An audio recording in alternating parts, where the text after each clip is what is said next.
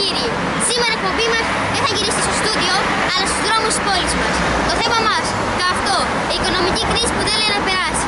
Ας ρωτήσουμε μερικούς περαστικούς πώς να την βιώνουν. Συγγνώμη. Παρακαλώ. Πώς βιώνετε την οικονομική κρίση? Πώς να την βιώνω? Δουλειά έχετε? Πώς, Καλό αυτό. Αλλά έχουμε πληρωθεί 6 μήνες. Κακό αυτό. Εσείς τι έχετε να πείτε?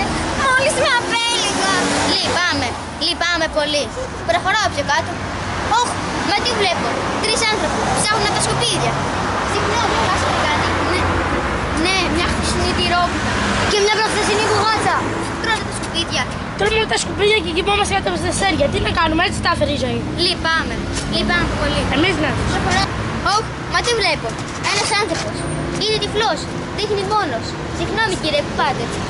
Μακάρι να ξέρα. Είστε καιρό σε αυτή την κατάσταση?